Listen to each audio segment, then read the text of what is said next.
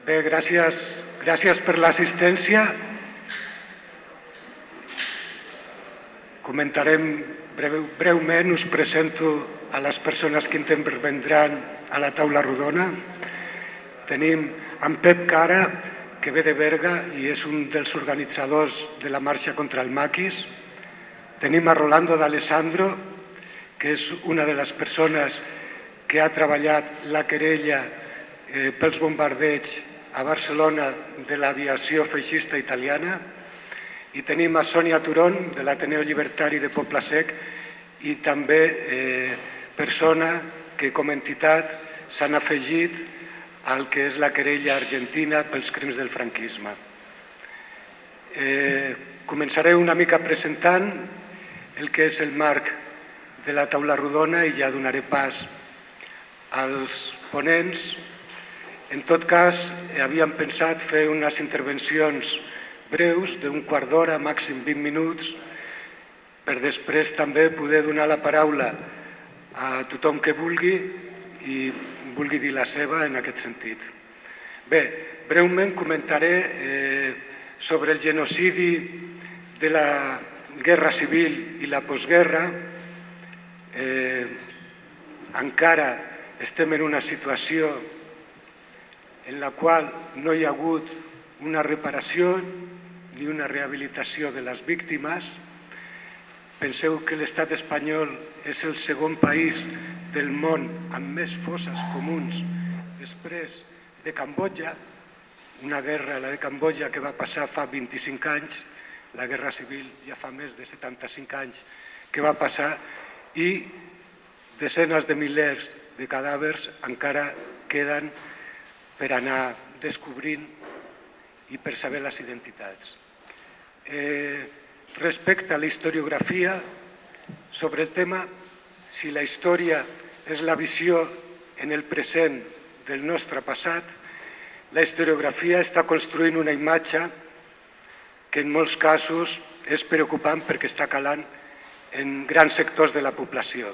Per una banda, la historiografia postfranquista, d'una banda té propagandistes com Pío Moa, que penseu que algunes de les seves obres, encara, algunes de les seves intoxicacions, encara són número 1 de llistes de vendes, per exemple, en Aragó, o sigui que és un autor molt difós. Després tenim la historiografia acadèmica postfranquista, que està com la propagandística, intentant legitimar contínuament el cop d'estat i tota la repressió. Després tenim la historiografia republicana acadèmica, que està intentant minimitzar contínuament el moviment revolucionari i destacant la importància institucional dels avanços de la república. I per altra banda tenim a gent com la que formem aquesta taula, que està reivindicant a tota la gent oblidada, als de sota, als que no han tingut l'oportunitat de poder tenir un mínim de dignitat i justícia. Aleshores, jo crec que la persistència de la gent, dels moviments socials, d'entitats, d'historiadors allunyats del discurs oficial, ha fet que hi hagi una continuïtat en la memòria malgrat els intents del franquisme d'esborrar-ho, i que ho va aconseguir a bastament amb els fills, amb els nens de la guerra, amb el que són els pares de la gent que vam néixer en els anys 50 i 60. Si aquesta gent va haver de viure principalment treballant i callada, el que van ser els nets, els besnets i altres familiars van continuar aquesta línia interrompuda fins avui, i això ha aconseguit moments importants històricament, com són les dues querelles de les que parlaran tant Rolando com Sònia, i a més ha fet guanyar una gran centralitat política al tema de la memòria històrica. També, malauradament, gràcies a la bel·ligerància dels reaccionaris que, com esteu veient, estan contínuament insistint. Fins i tot un alcalde aquest estiu deia que los fusilados, si habían sido fusilados, había sido por algo. I això contínuament fins avui dia. Tots aquests fets, la lluita de la gent i la reacció dels feixistes està fent que cada vegada la memòria històrica prengui més importància i sigui un dels elements que pugui qüestionar aquest marc polític de la transició que està plenament en decadència i que ja veurem si l'Estat és capaç de reformar-lo. En tot cas, des de sota, els que lluitem per aquest tema, el que volem és definitivament la ruptura i cap altra reforma. Bé, us deixo i comencem amb els ponents. Començarà Rolando parlant de la querella dels bombardeigs a Barcelona per l'aviació feixista. Gràcies per haver-me convidat i gràcies a Can Batlló per acollir-nos aquí. Doncs, el primer, l'admissió d'una ignorància. O sigui, nosaltres, com a italians que vivíem aquí, érem un grup bastant nombrós i gent que portava aquí bastants anys i de cop i volta, per una exposició que es va fer d'aquestes bastant rutinària, ens vam adonar d'una cosa que desconeixien, simplement. I és el paper de l'aviació italiana en el conflicte, en la Guerra Civil Espanyola. Llavors, n'havíem sentit a parlar, òbviament, però sempre l'havíem reduït a una operació d'allò militar menor, aquelles coses que feia l'exèrcit italià, un exèrcit inoperant, un exèrcit que no té un gran prestigi, que diguem-ne, a Itàlia mateixa. I, a més, érem nosaltres víctimes d'una historiografia nostra, pàtria, que es basa en el concepte aquell de l'italiano brava gente. És a dir, per molt que hi hagi hagut fascistes, per molt que en el fons els italians no eren tan bestes com els alemanys i per tant no podien haver fet cap barrabassada. Clar, van descobrir aquí que els italians de l'aviació legionària feixista van inventar d'alguna manera la tècnica del bombardeig de població civil moderna. A més, bombardeig finalitzat explícitament a terroritzar i atacar la població civil com a manera de debilitar el conjunt de les forces enemigues. És a dir, era una ciència que s'estava aplicant. A més, a nivell tecnològic vam descobrir que no eren 4 avionets de no-res, sinó que era la tecnologia punta de l'època. Van descobrir que va haver-hi milers de morts en aquests bombardejos de població civil i que, segons les lleis de guerra de l'època, i no diguem posteriors, després de Nuremberg, això es podia considerar crim de guerra. Vist tot això, va haver-hi alguns dels italians que viuen aquí en aquest moment que van intentar una maniobra, diguem-ne, política, institucional, perquè hi hagués com a mínim un reconeixement per part de les institucions italianes. D'això en la línia de la reconciliació europea, etc.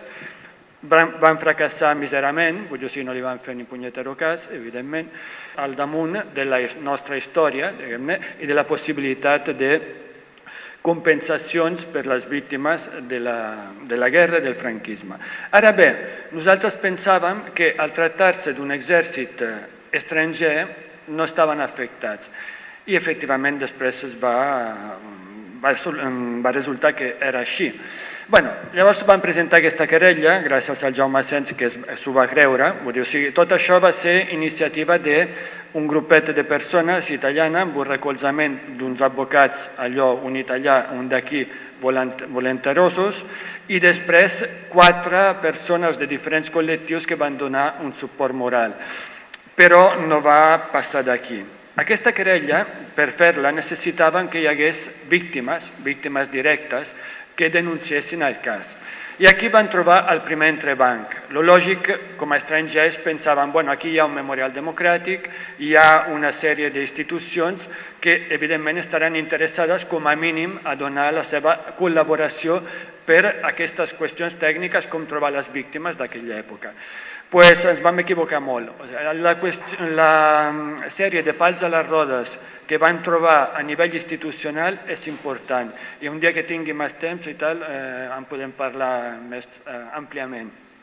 Ajuntament, Generalitat, Memorial Democràtic, partits, tots els partits d'esquerra, tots es van demostrar molt disposats a fer una recuperació acadèmica en plan de dir la guerra que dolenta és i mira quines coses van passar i no han de tornar a passar mai més, però quan es tractava d'identificar responsabilitats i posar-les sobre la taula, a més d'una manera aggressiva, com podia ser un procés judicial, ni parlar-ne. Fins i tot va haver-hi una anècdota que crec que és interessant per situar una mica els personatges. El segon de l'Ajuntament de Barcelona Iniciativa, ara no me'n recordo qui és, en Martí es diu, no sé, no, perquè el vaig veure l'altre dia votant una resolució a favor de la querella, però jo recordo que fa un any i mig abans hi vam anar a parlar directament perquè volíem que l'Ajuntament es mogués una mica i l'home ens va dir, pensant que érem italians i per tant una mica ignorants sobre el tema, ens va dir que no, que clar, que aquí s'havia escollit un altre camí que era el de la reconciliació en la qual els dos bàndols havien renunciat a moltes coses i tal. Això ens ho va dir a la cara. Per tant, aquest és el clima que van trobar entre partits d'esquerra i institucions. Van presentar la querella a l'Audiència Nacional, la va rebutjar i, a més, van fer una cosa que jo suposo era una mica amb retintín, no? O sigui, allò de dir, bueno, no, això és competència dels jutjats de Barcelona, que ho facin ells. Clar, aquí la van pifiar perquè en realitat haurien pogut arxivar-la i punto, no? Però suposo que van pensar, mira, un marroncete per ells, no? O sigui, llavors van passar al jutjat de Barcelona que efectivament la primera cosa que van fer va ser desestimar la querella. I nosaltres vam presentar recurs i vam tenir la gran sort que vam trobar una sala de l'Audiència Nacional on hi havia jutges, diguem-ne, sensibles al tema, que la van admetre a tràmit. I, a més, van ordenar l'obertura de diligències, cosa que es veu que no és gaire habitual. Bé, en fi, que vam aconseguir que s'obrís el primer judici, o sigui, a l'estat espanyol, sobre crims de la guerra civil. Ara, això tothom s'imaginava, i aquest era una mica el nostre objectiu, que hi hauria una mica de bombori de premsa, que hi hauria contradiccions dintre de l'aparell institucional, o sigui, tots aquests que van promoure aquesta transacció, com ben es diu, que va deixar en suspeses problemes d'aquest tipus, allò, les milers de víctimes de bombardejos, etc., d'una agressió internacional, que passaria alguna cosa, no? I, de fet, sí que va passar, o sigui, immediatament el jutge, en la seva resolució, va convidar la Generalitat de Catalunya i l'Ajuntament de Barcelona a personar-se com a causa implicada. I s'hi van negar. S'hi van negar no dient que no, o sigui, no dient, no responent. Clar, llavors, aquí va faltar, per part nostra, però després parlaré dels problemes que hem tingut nosaltres, va faltar prou empenta, iniciativa i tal per obligar-los d'alguna manera a pronunciar-se públicament. No ho han fet i simplement han donat, diguem-ne, la callada per negativa. Això és bastant greu. Què passa llavors? Que el judici continua, però continua allò sota mínims, a no haver-hi ninguna part que realment l'està estimulant. Per altra banda, s'està fent un ús d'aquest judici, i això és un tema que m'interessa molt subratllar, perquè nosaltres en volíem fer un ús evidentment rupturista, de crear contradiccions. I en canvi ens trobem en aquest moment que se n'està fent un ús totalment integrat dintre del discurs de recuperació d'una certa memòria que és musealització, és fer acadèmia, és en tot cas limitar a la part dels sentiments. Va haver un article del Julián a La Vanguardia molt significatiu que deia que no era temps de judici sinó de la memòria i de la reconciliació. En aquest sentit també va passar una cosa que per una banda des del punt de vista humà és molt d'agrair, és molt noble, però que utilitzada mediàticament dintre d'aquest context us explica una mica quin és l'objectiu de la recuperació de la memòria per part d'ells. Recentment hi ha hagut una víctima dels bombardejos, una de les dues que es va personar finalment a la querella, perquè la van trobar al final, malgrat el boicot institucional, doncs que va rebre una visita a la Barceloneta d'una senyora italiana que era filla del més jove aviador dels que havien bombardejat Barcelona. I aquesta senyora va venir per demanar disculpes. Clar, llavors això, que és un gest, repeteixo, molt noble i molt bonic, però que en cap cas pot substituir, diguem-ne, una acció de reparació i de reconeixement de culpa i de responsabilitats, doncs és una mica al símbol, diguem-ne, la plasmació de lo que s'està fent amb la nostra iniciativa i suposo que amb moltes altres. És a dir, el que s'està és neutralitzant-la per la via, com deia abans, de l'academització, de la musealització i de la sentimentalització, per entendre'ns. No? I, bueno, davant d'això, clar, què hem pogut fer nosaltres? Poca cosa, perquè, entre altres coses, el nostre grup es va trencar. Es va trencar perquè hi havia gent que es conformava amb l'ús institucional que en feia l'esquerra.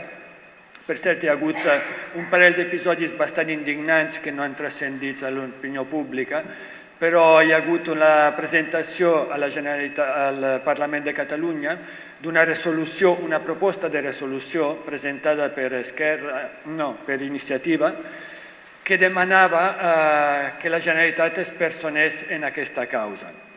Clar, això ho fan ara que estan a l'oposició, o sigui, perquè quan estaven, diguem-ne, al tripartit tenien l'oportunitat de donar suport a aquesta iniciativa i no ho van fer. Però és que, a més, diguem-ne, davant l'evident negativa, diguem-ne, de Convergència, PP, Ciutadans i tal, s'han limitat a res, a dir, nosaltres ja hem fet el gest. El mateix han fet a l'Ajuntament de Barcelona. Han proposat una resolució en aquest sentit i han acceptat la negativa sense més. És a dir, aquí tothom està fent el seu ús. Iniciativa, el partit d'esquerres en general, volen fer un ús, diguem-ne, en sentit partidista per les properes eleccions, per recuperar una mica una pàtina d'esquerra, encara que sigui això, però no estan disposats, evidentment, a anar més enllà. Però aquí arriba el problema greu. El problema greu, al meu entendre, és que no hem sabut explicar realment als moviments i a la societat, als col·lectius que es mouen en l'àmbit de la memòria històrica, el potencial que hi havia darrere d'aquesta querella. Aquí, clar, molta gent pensa què voleu obtenir perseguint iaio de 95-100 anys, encara si n'hi ha algun viu. Diu, no, és que nosaltres no perseguim els iaios, el procés penal ho vol així, però en realitat el que es tracta és de lo evident, d'establir responsabilitat, perquè aquesta responsabilitat comporten unes coses que en dret internacional són molt evidents i que en canvi aquí s'han obviat en tot aquest procés de transacció. Espanya, pel que jo sé, és l'únic país que després de la Segona Guerra Mundial no es va seure a taula a passar comptes amb les potències nazifeixistes. O sigui, tothom va passar compte.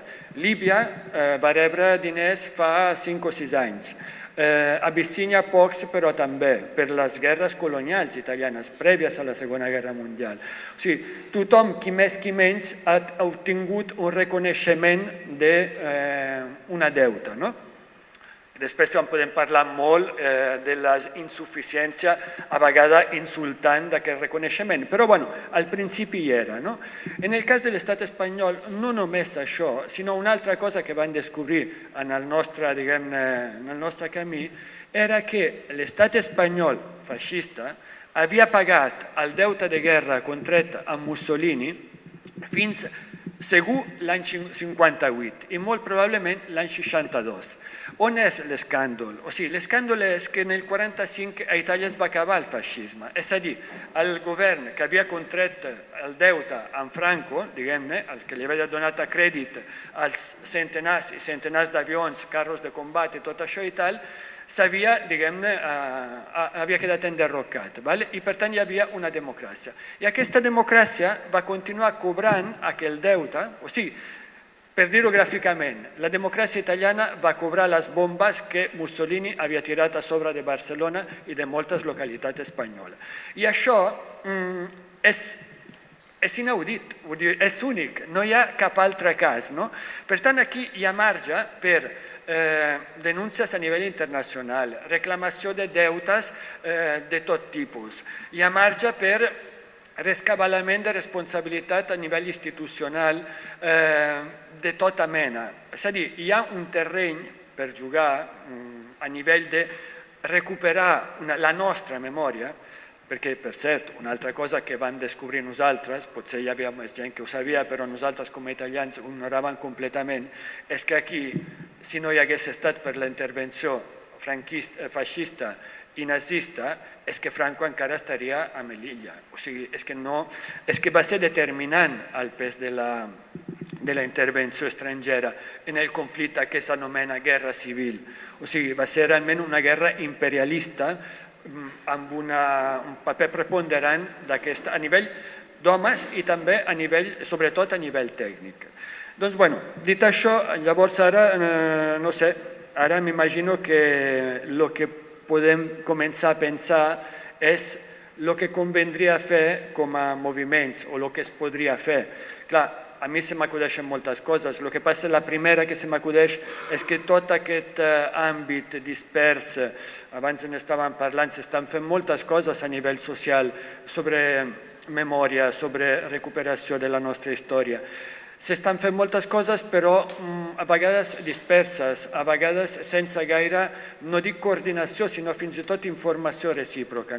I potser que l'interessant, en un moment en què s'està parlant tant de xarxes i tal, seria introduir aquest concepte de treballar en xarxa entre les diverses iniciatives i intentar assolir les sinergies i les energies necessàries per tirar endavant reivindicacions concretes. Per exemple, en el nostre cas, el sector, diguem-ne, més antiinstitucional havia pensat que no estaria malament promoure una reivindicació ciutadana aquí a Barcelona de compensació, per exemple, amb la reconstrucció d'una escola tan emblemàtica com va ser l'Escola del Mar, destruïda per l'aviació legionària a la Barceloneta, va ser incendiada. Doncs, bueno, exigir, per exemple, a les autoritats italianes que hi hagi reconstrucció d'alguna de les coses que van destruir en el seu moment, escoles i me'n deixo. O bé la creació, entre tots plegats, d'un Tribunal Popular Internacional, ja que veiem els límits de la justícia tan estatal, no parlem, però fins i tot a nivell europeu i tot això, doncs, bueno, crear un àmbit que sigui nostre i on, com a mínim, definir la responsabilitat d'una manera clara i unívoca. Que això, com deia el Pasqual, encara segueix sent necessari, malgrat totes les evidències que hi ha, però encara hi ha molta batalla, molt camí a fer en aquest sector. Doncs, bueno, jo de moment ho deixo i després, si de cas, parlem al torn de preguntes i tal. Gràcies.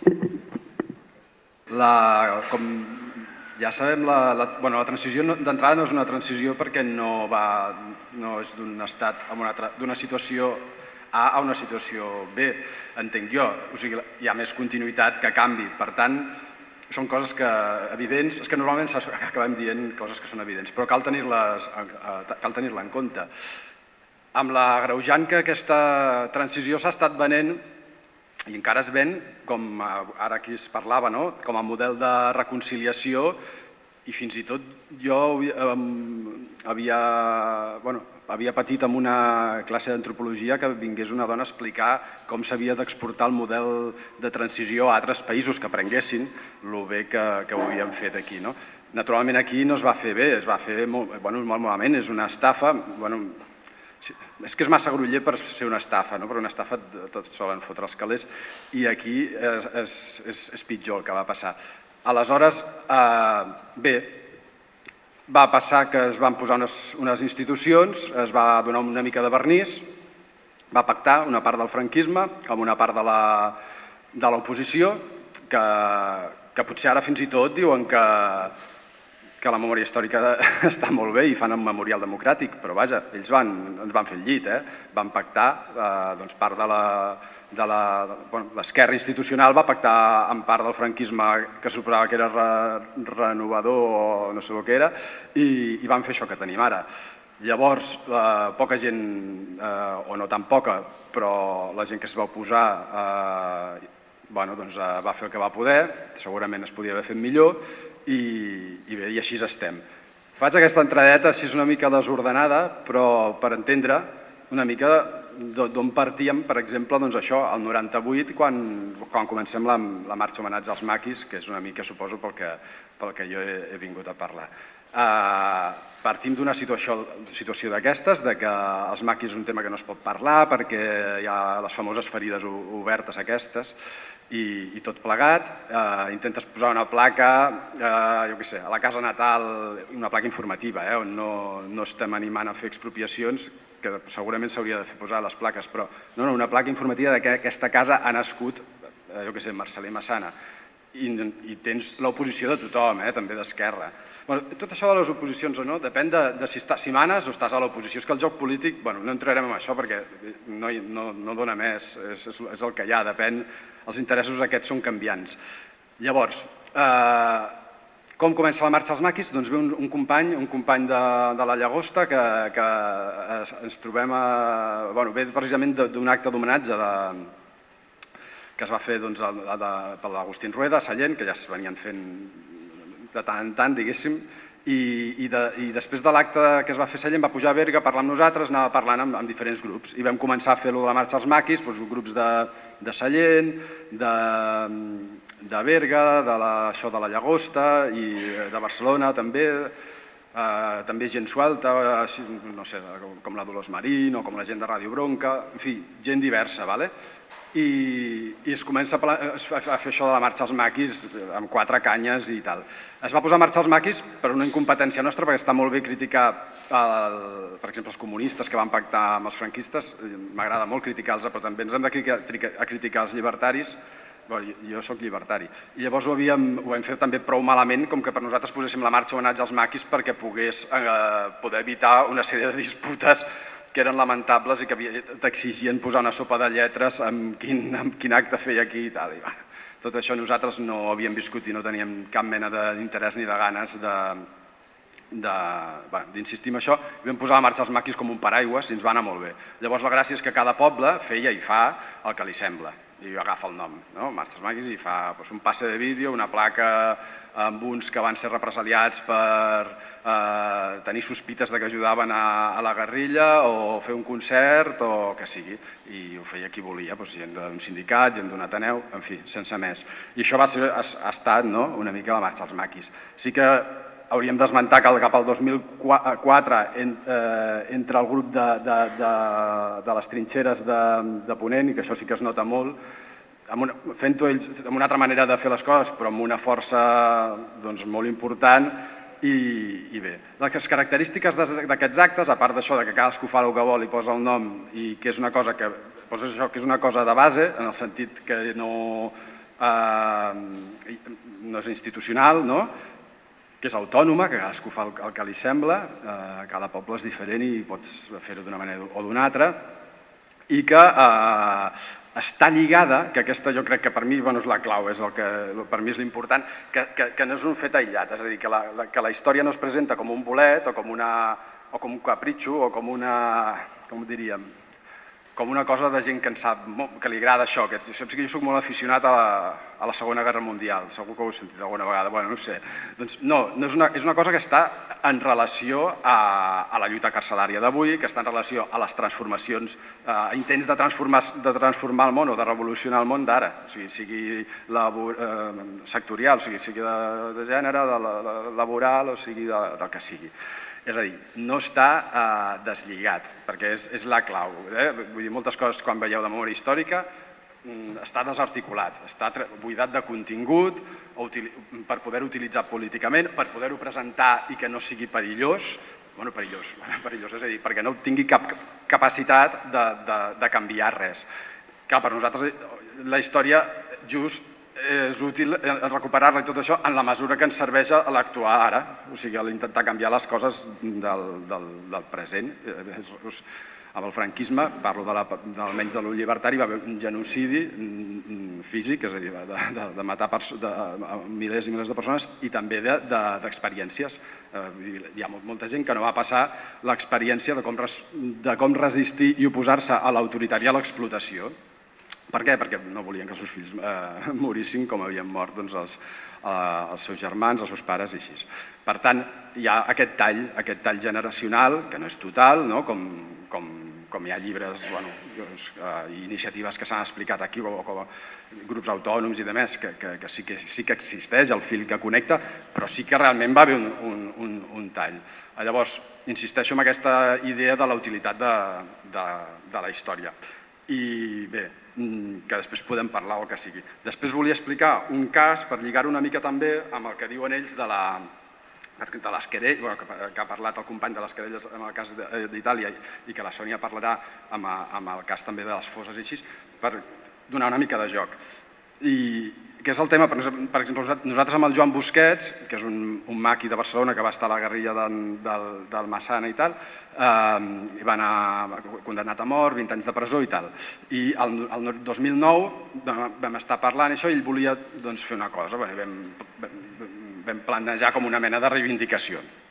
Ell va fer una carta al president de la Generalitat i tot això, que demanava una reparació moral, econòmica i jurídica, o sigui, integral, una reparació en tots els nivells i sentits dels guerrillers que havien quedat exclosos de totes les lleis aquestes de memòria històrica per dos punts que els deixa fora. Un d'edat, és a dir, just l'edat que té, per exemple, el Busquets quedava fora, no podia ser guerriller, els guerrillers no podien tenir aquella edat, i l'altre era, per si es colava algú, eren els grups armats, que exclou aquesta llei, exclou els grups armats, que està clarament pensat pels autònoms, pels llibertaris, per la gent de base, pels revolucionaris, perquè sí que reconeix els soldats, la república, tot això. Bé, tant és això, de fet tot això és igual. La gràcia és que feia aquesta carta d'allò perquè l'altre contestés, o no, i llavors fer una carta pública i buscar adhesions. Llavors va fer una carta pública, ens vam adherir com a persones, com a entitats, com a sindicats, com a associacions i a més. I llavors fer una acció, que és quan va venir el Busquets, que vam fer 10 o 12 xerrades pels puestos i llavors vam acabar amb allò d'ocupant el memorial democràtic i això. Llavors aquesta acció va estar molt bé, va ser a més molt divertit perquè vam entrar després a parlar allà, volíem que vinguessin els que manaven allà, aquests d'iniciativa eren, que vinguessin allà a parlar amb tots, llavors no volíem parlar davant de tothom, unes 50-60 persones, llavors vam entrar amb el Vargas, el Busquets, el Txema i jo, i això ja més per l'anècdota va ser divertit, perquè veus això, com aquells van, això de memorial i tot això és una cosa institucional per finançar les fundacions dels partits, per col·locar els seus companys que han tingut la desgràcia d'estudiar història en aquestes institucions, museus i demés, i que no se n'entera, ni se n'entera, o sigui, hi ha intencionalitat política barrejada amb una incompetència galopant, i va ser molt divertit, perquè com que les persones que van entrar donaven bastant joc, la veritat que així a nivell còmic va estar bastant bé. Però l'important era que nosaltres, naturalment, i el Busquets, sabíem perfectament que no aconseguiríem una reparació ni moral, ni jurídica, ni econòmica, sinó de res, dels guerrillers. De fet, només quan vam entrar a la reunió ja li deien és igual, està vostè a Normandia, l'anem a buscar amb un avió, el que sigui, vull dir, li fem un homenatge, però ja, perquè a més hi havia eleccions i ja estaven a punt de perdre, i que abans de perdre ja veien que perdien. És que això és el que té del joc aquest electoral. Abans que perdem, li fem un homenatge, fem un parell de fotos i mira, escolta, ja hem homenatjat els maquis. I clar, no, nosaltres vam dir que no perquè, primer, el de la reparació econòmica i jurídica, és a dir, una paga i l'altre que és impossible, que és acceptar, és que és impossible. Aleshores, és impossible perquè el franquisme i la democràcia actual, que més o menys és el mateix, la restauració borbònica i el franquisme es basen en això. És que veiem, no hi ha res més a dir. Com que tot es basa en això, vull dir, no sé, jo penso que el millor ja és sortir a fer coses, però vull dir, el tema és molt clar. Aleshores, la utilitat que nosaltres sí que vèiem en fer tot això, de fer una carta al president i fer totes aquestes històries i que veig una mica també el de les denúncies en aquesta línia, però és la meva opinió, és que la utilitat és més d'informar, és una excusa perfecta per comunicar, per recordar, per fer pedagogia del que va ser les lluites que hi van haver i el que va ser el franquisme i la transició.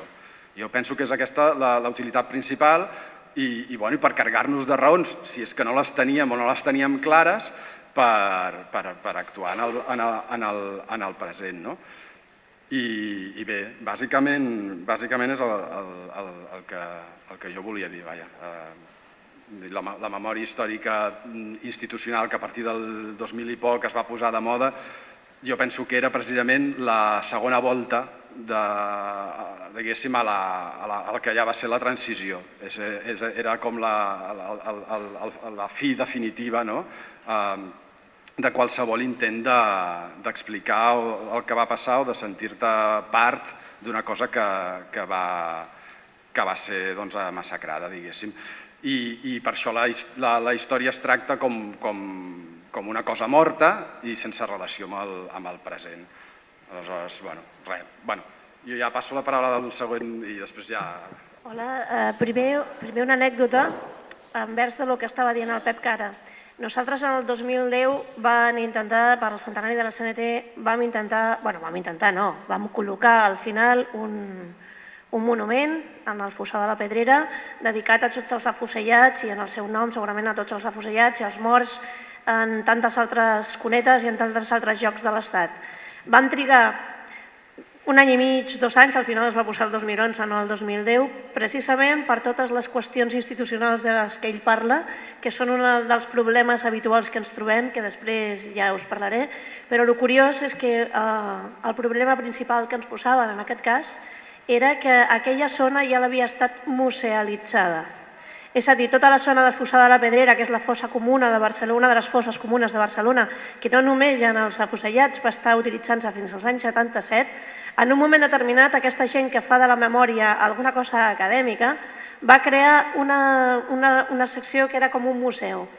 És veritat que és un museu molt maco, és veritat que no et dona ni tan sols la idea de que allà baix hi ha milers de morts i milers de crits, però un dels problemes és que no podien posar un altre element en un lloc que ja estava musealitzat, la qual cosa diu molt sobre el seu concepte de memòria.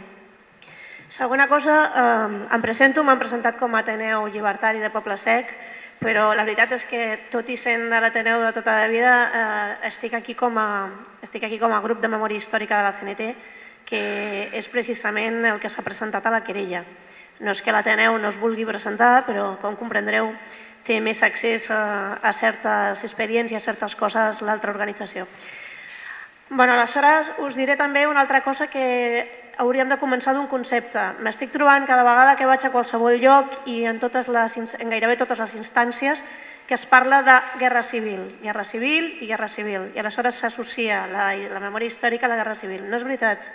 La majoria dels nostres morts, fusellats, morts de gana, morts en els batallons de treballadors, morts a tot arreu, no són a la guerra civil, són després de la guerra civil. A ells els interessa associar aquests dos conceptes, associar guerra civil i els morts, perquè aleshores serien accions de guerra. No és veritat. La majoria de les accions no són de guerra i quan són durant la guerra són accions de lesa humanitat, com deia el Pep en la qüestió dels bombardejos, però també precisament, jo què sé, en llocs com a Mallorca, que va triomfar el cop d'estat dels feixistes, va triomfar i el dia següent, amb llistes a la mà, van anar a apel·lar-se a tot el que fes olor a qualsevol cosa dissident, no, en aquell moment ja ni dissident, en aquell moment legal, i van haver-hi coses brutals com llançaments al mar, aquests sí que són desapareguts forçosos per tota la vida. En altre ordre de coses us diré que jo aquí vinc més a escoltar que una altra cosa i aprendre, perquè en el cas de la nostra querella i de la CNT la feina és ingent. Cada vegada que entres en un punt veus que hi ha altres que et porten uns altres i que et porten uns altres. És a dir, la querella vam tenir l'oportunitat de sumar-nos a la querella d'Argentina, a l'anomenada querella d'Argentina, que surt del que se'n diu la justícia universal, quan aquí es deia que això no es podia fer. Hi va haver-hi una sèrie de persones, sobretot particulars, i després es va sumar alguna institució, que van voler-se sumar a aquest concepte de justícia universal, que és que hi ha una sèrie de delictes que se'n diuen de lesa humanitat i que són imprescriptibles i que qualsevol jutjat en el món pot fer ús de les seves prerrogatives per jutjar-los. Aleshores ens vam sumar a la querella. També us diré que ens vam sumar a la querella argentina amb 3.000 expedients només quedant-nos amb aquells que van poder, perquè van estar treballant 3 mesos a Pinyón, tant al centre com a Andalusia, gent que ja estava treballant, però expedients sencers vol dir expedients sencers. Tots els papers que significa i el que hagi fet una feina com aquesta sap el que vol dir, el trobar un sol paper en un arxiu en aquest país. Doncs només amb aquests 4 mesos que vam tenir de petja, van aconseguir, els companys, van aconseguir fer 4.000 expedients, dels quals es va pensar que els més adients eren uns 3.000. Això no vol dir que no hi hagin 55.000 expedients més preparats amb tota la documentació, perduts en llocs... perdut amb aquesta documentació en els meravellosos arxius de memòria històrica que corren per ahí. I aleshores ens vam sumar a la querella. I com diuen, també estan dient per aquí, a veure si sumàvem sinergies. Va ser absolutament impossible, perquè la gent, tot i sumar-se a una querella, tot i posar, hi ha gent que sí, però tot i posar la querella en contra d'una qüestió determinada, que eren les desaparicions, els assassinats, les tortures, tot això que havia passat als seus familiars, es negaven a anar més enllà, que és el que hem fet nosaltres, que és demanar simplement la derogació de la llei d'amnistia del 77, derogar la llei de memòria històrica, perquè totes dues, de fet, ja no som nosaltres només els que ho diem, sinó que hi ha instàncies internacionals, començant per la ONU, que diuen que són il·legals de tot punt i en la seva pròpia concepció.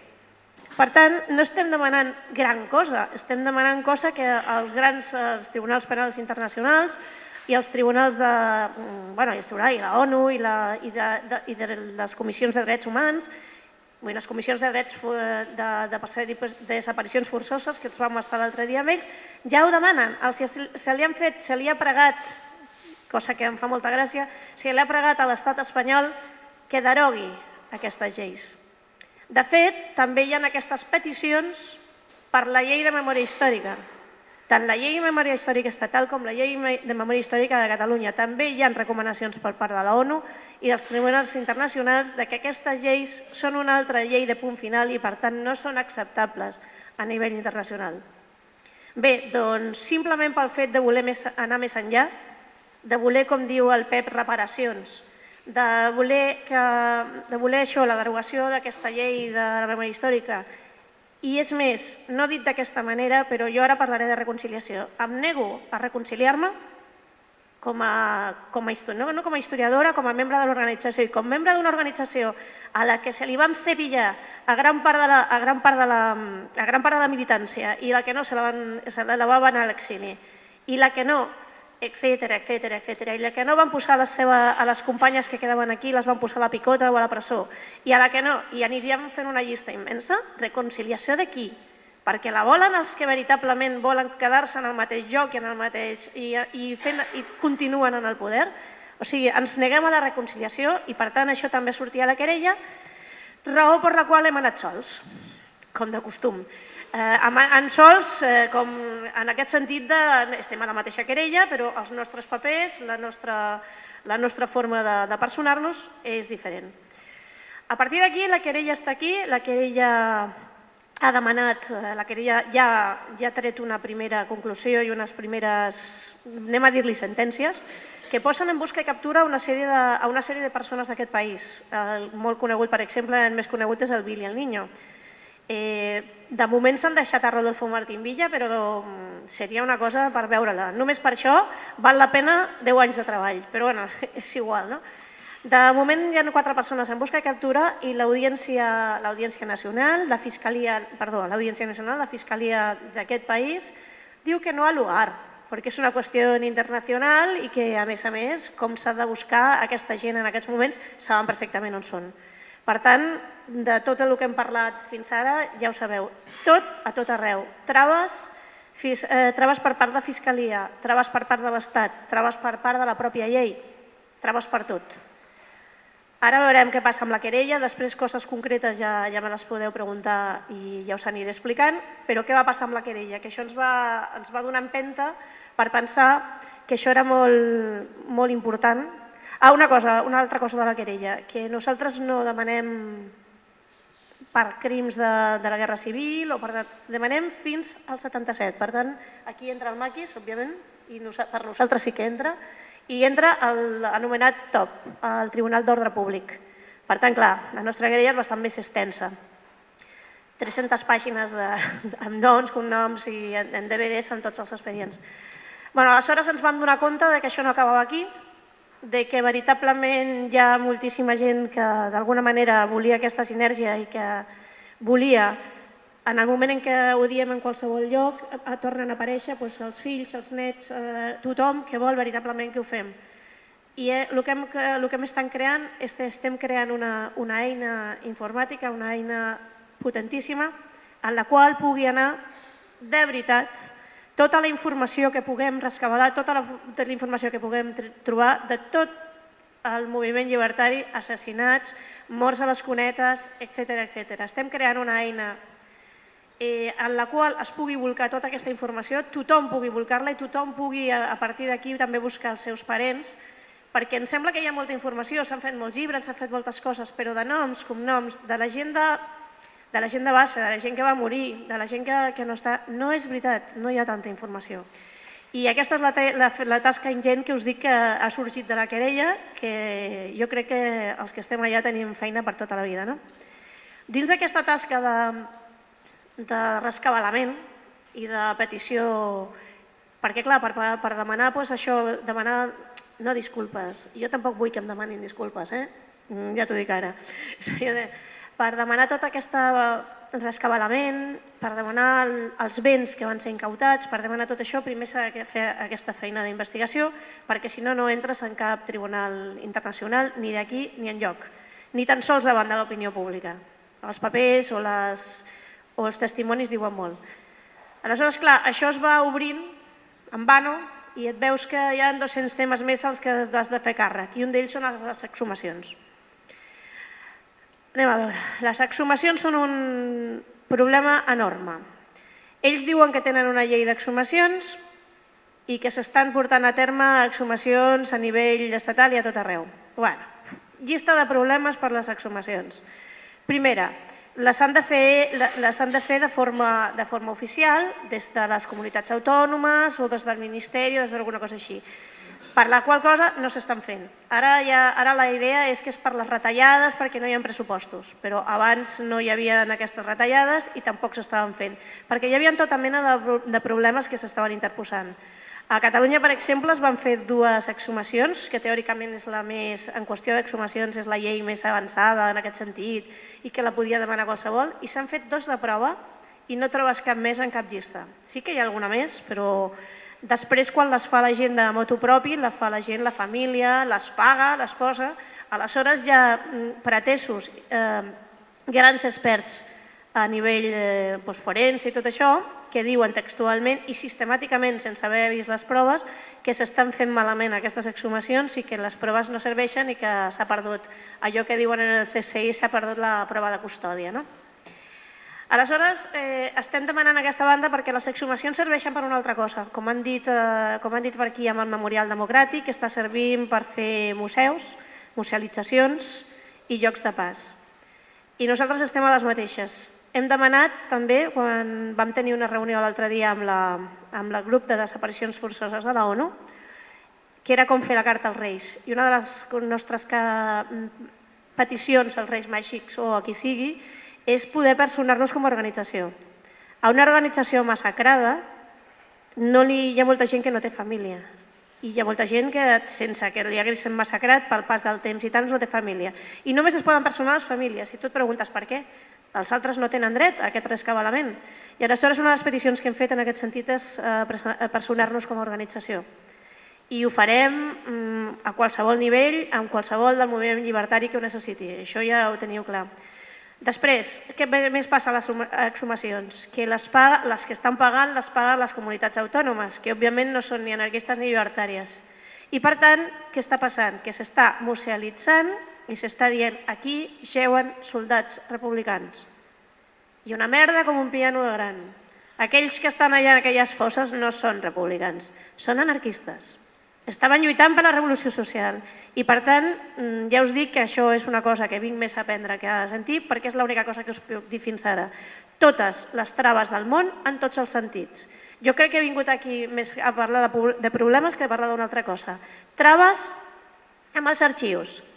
I no ho diem nosaltres, hi ha 380 i pico historiadors, investigadors en aquest país que han posat una denúncia perquè no els hi deixen entrar als arxius. Els arxius són públics, però hi ha moltes maneres de que no ho siguin. Una altra cosa que us dic també és que, com s'estava buidant de contingut l'arxiu de Salamanca, el que han fet és convertir-lo en una cosa que em sembla absolutament indigna, que és en el Centre Nacional de Memòria Històrica. Aleshores, tots els arxius militars i tots els arxius no sé què van a parar allà, amb la qual cosa ja no són consultables perquè, clar, estan en trànsit, que és un moment molt just perquè estiguin en trànsit. És a dir, he vingut avui simplement a parlar-los de totes les traves. Les traves legals, les traves museístiques, les traves de la pròpia memòria històrica, les traves de la justícia a nivell nacional i internacional i, bueno, podeu afegir totes les que vulgueu. I aquí acabo. Merci. Bé, podem seguir o podem comptar també amb les intervencions vostres. Jo preferiria que parléssiu també vosaltres i entrem en un diàleg amb la taula. Endavant. Hi ha un micro que es grava perquè després es penjarà en la pàgina web. Vull dir que si vols venir hi ha un micro aquí y així també no només la veo. Bueno, yo soy miembro de CNT también, soy del grupo de memoria histórica y de sumaciones de fosas. Hace menos de 2 años yo participo colaborando en otras organizaciones aparte de CNT e intentamos sumar una fosa de aquí de Sant Quirze del Vallès. Pongo el ejemplo más que nada para que se sepa, dependiendo de en qué parte del Estado se intente exhumar una fosa, las trabas que te puedes encontrar, ¿no? En el caso de Cataluña es muy concreto porque tiene un propio protocolo de fosas de exhumación que está vinculado al Memorial Democrático, con lo cual el Memorial Democrático pasa a controlar todo aquello que hagas. Es decir, ellos están allí en presencia de algún compañero, o sea, de algún personaje del Memorial Democrático que te está controlando si lo haces bien o lo haces mal. Con el único objetivo es, si la fosa da positivo y no has hecho bien la exhumación, se requisan los restos óseos y se pasan a depositar en un osario. No hay investigación forense, no hay investigación ni querella, ni acusación, ni nada por el estilo. ¿Esto por qué se crea? Pues porque es una manera es un cortafuegos por parte del Estado. Para todas aquellas organizaciones memorialistas que quieran reivindicar a sus compañeros ahí asesinados, pues bueno, te corta el tema, ¿no? O sea, no puedes denunciar, no puedes abrir investigación. En el resto del Estado existen otros protocolos de exhumación de fosas, pero allí, por ejemplo, no hace falta crear nada, porque ya están las instituciones del Estado para frenarte, no dando subvenciones, a lo mejor presionando en los propios ayuntamientos. Yo me he encontrado casos pues sobre todo en la parte central de la península, en Toledo, de ir a exhumar. Evidentemente tú vas como voluntario, tú ese trabajo no lo cobras y vas en tus vacaciones. Entonces tú llegas allí y claro, lo que te dan es pues el alojamiento y la manutención, ¿no? Es lo único que te pueden ofrecer. Pues en muchos ayuntamientos se nos ha negado hasta eso. O sea, no nos han dado alojamiento, nos hemos tenido que ir al pueblo de al lado, que a lo mejor era de Izquierda Unida, que eran los únicos que nos acogían. Y no solo eso, sino que la Guardia Civil constantemente se va pasando por allí para ver si tienes todos los papeles en regla, te están presionando constantemente. Luego por la noche muchas veces te tienes que quedar, o sea, son jornadas de trabajo, contando que son nuestras vacaciones, en las que lo tienes que hacer en el menor tiempo posible, con la mayor rigurosidad a nivel técnico, para poder sacar pruebas y demostrar que eso ha sido un asesinato. Y además de eso, tienes la presión de que la Guardia Civil te está yendo cada día a ver si lo estás haciendo bien y por la noche muchas veces te tienes que quedar a hacer guardia en la fosa porque hay muchos grupos de fascistas que te vienen a increpar o vienen a intentar romper la fosa. Entonces, claro, son jornadas de trabajo de 8 o 9 horas diarias. Normalmente en verano, y en el centro de la península en verano es agotador trabajar, a 42 grados a la sombra, con, bueno, pues eso, todos los inconvenientes que ellos te ponen, insultos, amenazas, bueno, o sea, digamos que dependiendo de la parte de la península se ejecutan de una manera o ejecutan de otra. Y bueno, nada más. De dos personas que tenían identidad española y por ahí ahora, o sea, están habiendo unas actuaciones. Yo pongo en conocimiento esto, o sea, para ver si se puede hacer algún paralelismo y avanzar en la línea de la recuperación, o sea, y de que los crímenes no queden impunes, ¿no? Estos asesinatos, entre otros. Lo que acaba de dir el Paco demostra, entre altres coses, com funciona pues, això, la comunicació i la comunicació interessada en aquest país. L'altre dia vam tenir una reunió en un hotel de Barcelona, com us dic, amb el grup de la Comissió de Desaparicions Forçoses de l'ONU i hi havia moltes persones, s'havien personat persones concretes que eren part de causes concretes i després també associacions. De vegades són la mateixa persona perquè s'han juntat amb d'altres i no és que siguin professionals de l'associació, sinó que ells també tenen coses concretes. Doncs fixa't el que acabes de dir ara, que això surti a la premsa i que se sàpiga que hi ha dues persones a la llum que ja siguin assassinades, ve de 10 anys de treball d'una associació d'una persona que vam conèixer allà en Àfrica, perquè els grans oblidats dels assassinats generals que va haver-hi, inclús no, que van començar durant la Guerra d'Àfrica, d'acord? Van començar durant la Guerra d'Àfrica i ja es van pelar grups sencers. Doncs això que ha sortit a la premsa és el resultat, fixa't el que és el resultat de 10 anys de treball d'una associació. Hi ha el silenci, un silenci culpable i còmplice per part de les institucions, per part del govern i per part segurament de tots aquells que diuen no moguis res, no sigui que em quedi sense la meva feineta de merda d'alcalde d'un poblet de merda, però les coses estan funcionant així. Això ja ho sabem, ho portava aquesta associació i ja et dic, això, que hagi sortit això i hagi aconseguit sortir això a la premsa és el resultat de 10 anys de feina. És molt greu, eh? És que sí ho coneixem.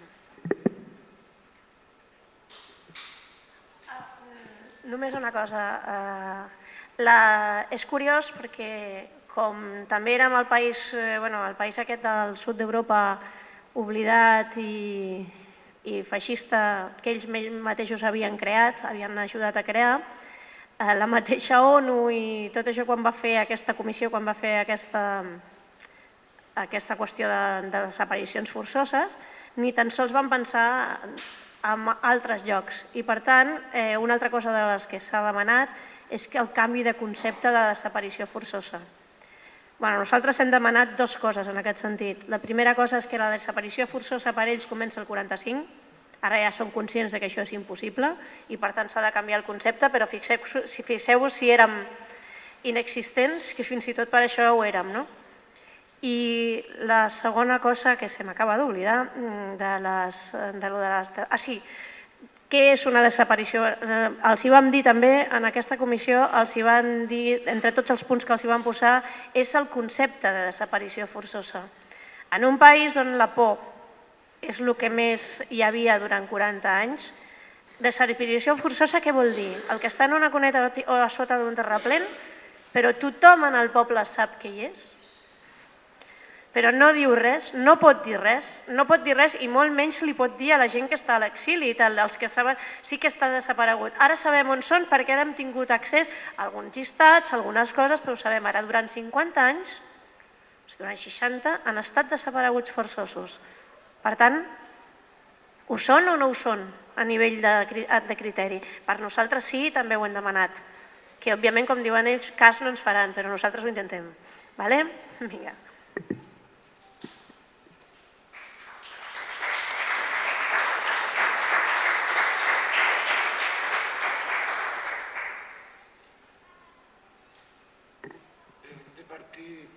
El Pep al principi d'una anomalia que és específica de l'estat espanyol i és tota aquesta situació que estem presentant.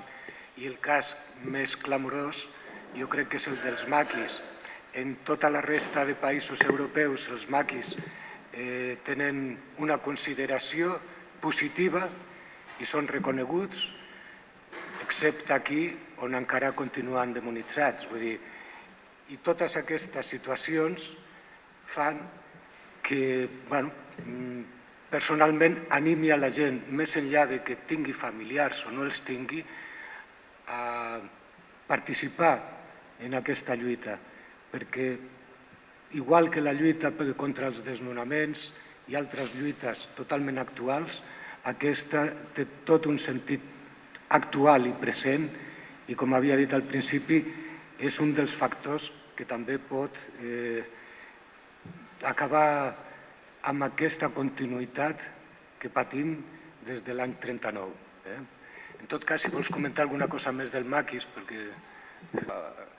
Molta gent del maquis directament, clar, estan fins i tot condecorats pel govern francès, per les forces aliades, per la seva participació com el grup Pontan, per exemple, o a la resistència francesa en diferents graus i nivells,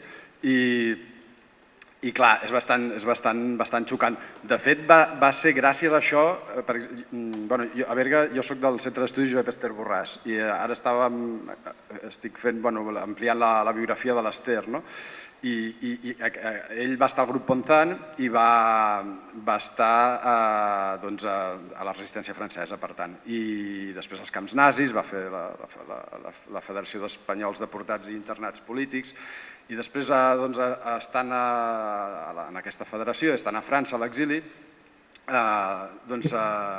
veus com va ajudar molta gent que no...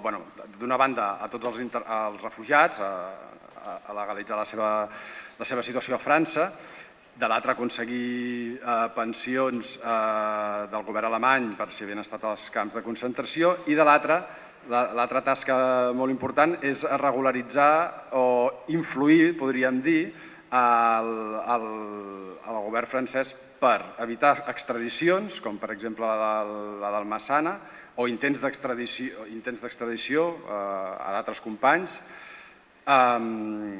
i treure la gent ràpid de la presó, com el Sabater mateix o el Vila o així. Clar, com que aquesta gent, d'una banda, havien estat figures molt importants a la resistència francesa contra l'ocupació nazi, i això era incontestable, i de l'altra utilitzava l'Ester, que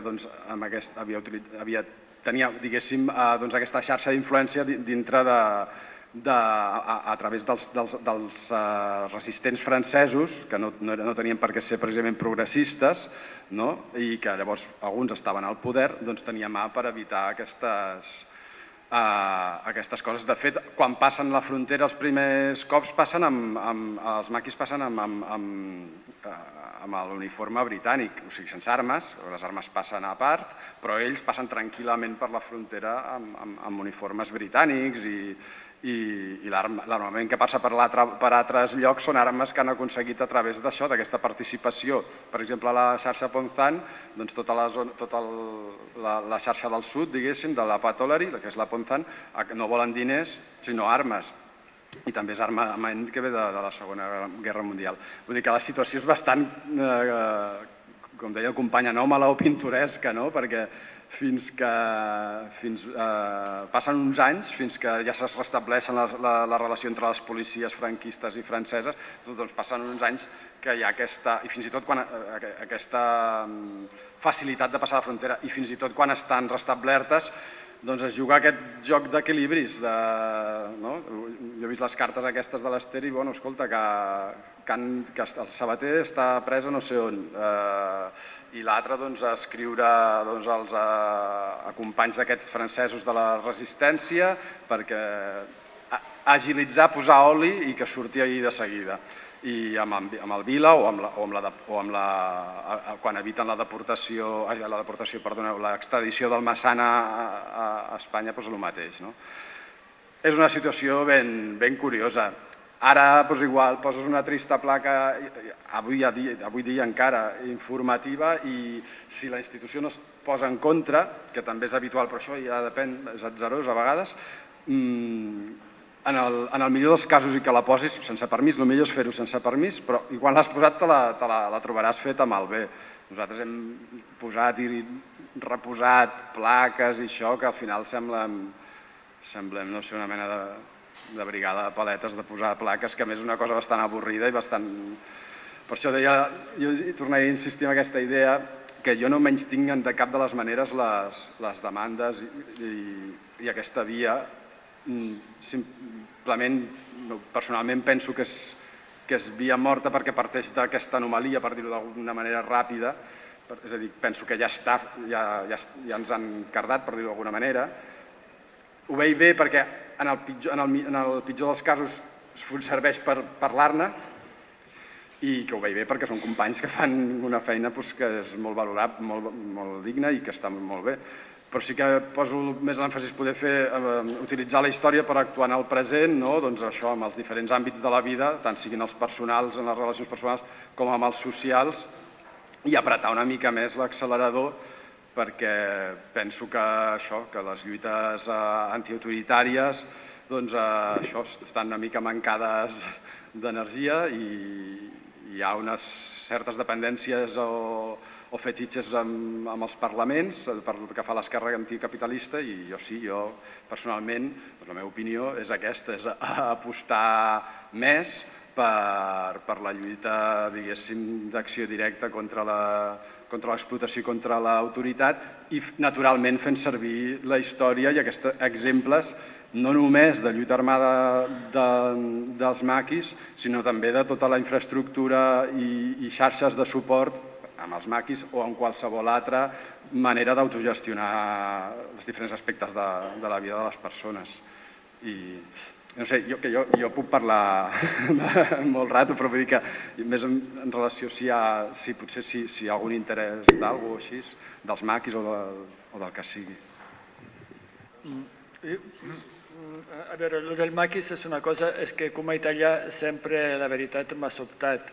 És a dir, a Itàlia i a França, diguem-ne, la figura del maquis és un dels elements constitutius, s'ha agafat de manera molt oportunista tot això, com a fundació, diguem-ne, del nou estat democràtic. És una mica el símbol que permet fer el trencament envers un passat vergonyós, que era el passat franquista, i el de Vichy a França, que tenen moltes coses també que s'han de fer perdonar, etc. Clar, arribar aquí i veure el menysteniment per part d'institucions, dels mateixos partits d'esquerra, d'aquest moviment de lluita que va ser el més llarg d'Europa i probablement el més nombrós de lluita antifranquista, antifeixista, per tant, és una cosa que sobta i que, per altra banda, diu molt sobre realment la poca necessitat que han tingut de refundar sobre base realment democràtica o de lluita popular el post-franquisme. És a dir, a Itàlia s'ha utilitzat el tema maquis, partigiani, i a França per legitimar la nova democràcia. Aquí han considerat que ni això necessitaven, no? I per tant, perquè potser que tampoc hi ha una nova democràcia. I una cosa que, ara que has parlat de continuïtat, una cosa que també ens sobta venint des de fora, és veure l'especificitat, diguem-ne, espanyola, com ha arribat fins als nostres dies. Clar, tot i els límits evidents, o sigui, de democràcies capitalistes de l'entorn, però no hi ha cap país a Europa on encara la tortura sigui una pràctica habitual, on la policia digui obertament que heu d'utilitzar eines per terroritzar i fer por a la ciutadania, que això els altres ho fan però no ho diuen. On hi ha una audiència nacional, que és l'hereva directa d'un tribunal d'ordre públic. Als altres països això es va abolir. O sigui, clar, aquí la continuïtat es nota en la cultura policial, es nota en el dia a dia, aquesta idea de que a la policia se l'ha d'obeir, o sigui, això que han dit 1000 vegades, i és igual que siguin Guàrdia Civil, Mossos o Policia Nacional. És a dir, això, a veure, la funció de la policia és la mateixa a tot arreu, ja ho sabem, però aquesta prepotència intel·lectual que es tradueix després en un sinfín d'abusos, o sigui, abusos i molt cruel moltes vegades, doncs és una especificitat que només s'explica amb aquest passat i amb aquesta ignorància del passat, ignorància volguda. No? És a dir, jo trobo que fins i tot a nivell de salut democràtica se li podria exigir als mateixos defensors de les democràcies formals això, el reconeixement del maquis. Jo vaig flipar un dia que vaig anar al col·legi d'advocats i feia una jornada sobre això, de com es compensa actualment les víctimes del franquisme i tal, a part que era de risa tot plegat. Però clar, quan tu li preguntes, bueno, perdona, però al maquis no tenien estatus de combatent? Diu, no. Digo, com que no tenen estatus? Encara avui dia no tenen estatus de combatent? Doncs no. Clar, això és que no hi ha per on agafar-lo, per on explicar.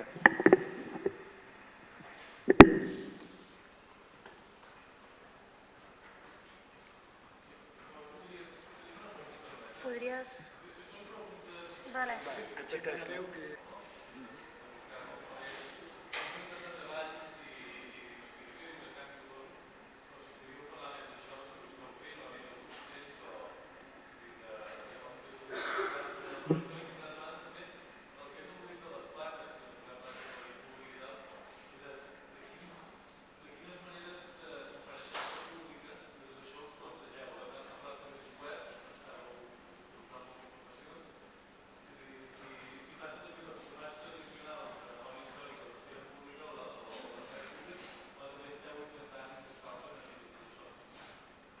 De fet, havíem pensat fer unes jornades intentant que confluïssin diversos àmbits i diverses mogudes i tal, justament per començar a fer un embrió d'aquesta xarxa.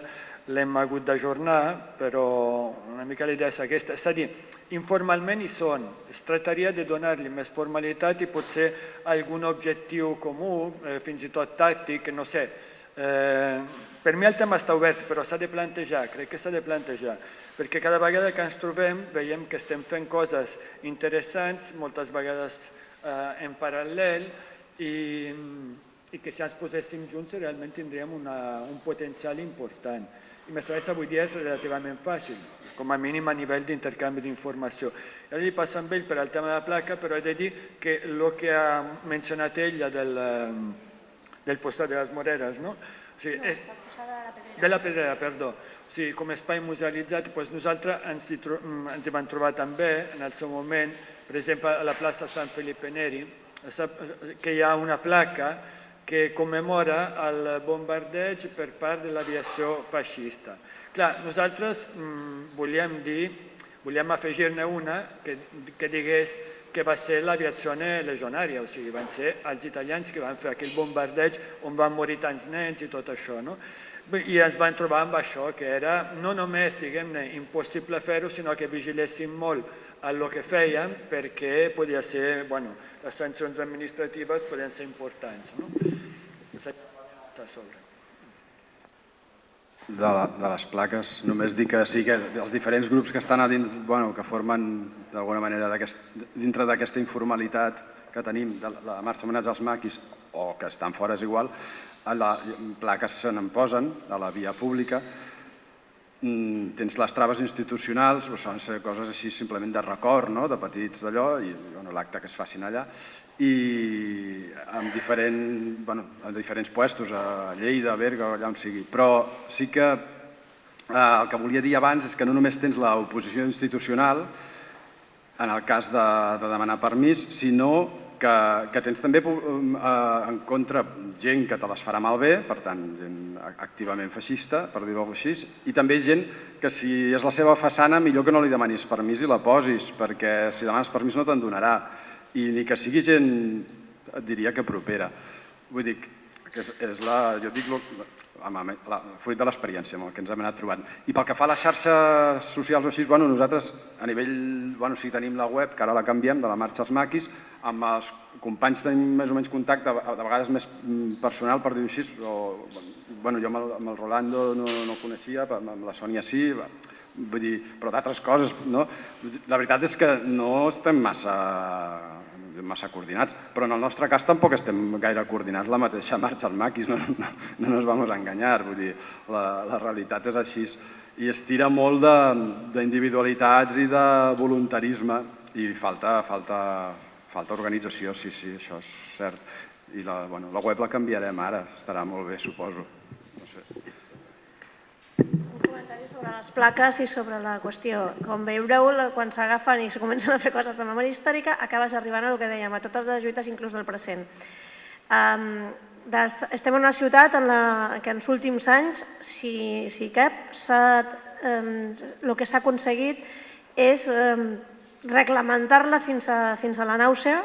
S'han posat des de normes aquestes del civisme fins a l'ordenança del civisme, fins a no sé què, i aleshores que és una irrupció directa en la vida inclús social de cada punt i de cada persona i de cada grup, que ja no diguem ni tan sols polític, un grup del carrer o les 5 iaies que poden baixar a fer punt a la porta de casa. I sé de bona tinta que això ho estan intentant fer ara inclús amb les plaques.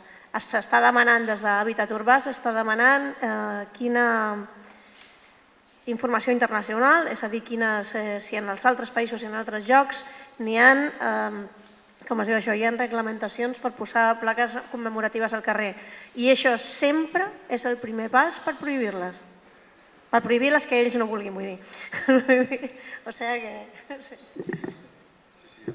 Això sí, qualsevol les lleis es fan per això. Com més excés de normes hi hagi, això són les ordenances, per exemple, les ordenances del civisme estan pensades per això. Les plaques, jo dic que, la veritat és que considero que és una cosa molt avorrida, no vull extendre amb el tema, però sí que com a efectes pràctics aconsello, si algú vol posar-ne, que no demani permís i que la posi, perquè és que si demanes permís tot això es complica i nosaltres ho hem fet de totes les maneres, demanant permís, sense...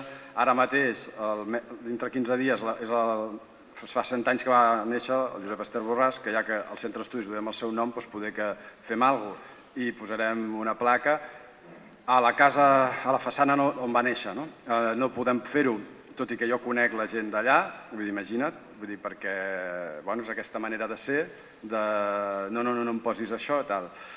Llavors ho farem al carrer, a la vorera, perquè depèn ja de lo públic, i lo públic si es posa de cul que es posi de cul. Però vull dir, sí, tots són problemes. O la placa dels que vam posar a Vilada tants anys seguits, que uns que havien mort, que no eren maquis, estaven acusats de col·laborar amb la guerrilla, els van aplicar la llei de fugues, tot i que en algun dels casos no podien ni tan sols aplicar la llei de fugues perquè el portaven amb un carretó.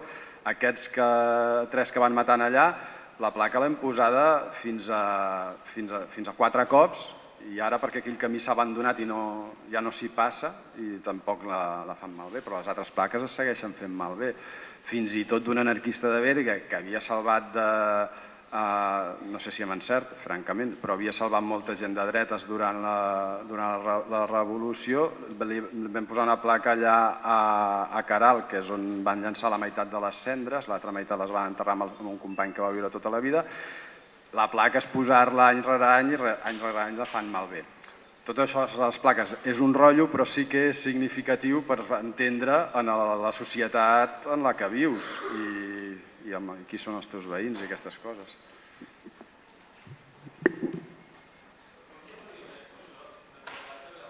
Pots fer, fins i tot hi ha la ruta de les capelletes editada, pots fer una ruta mirant capelletes de sants nats i no nats.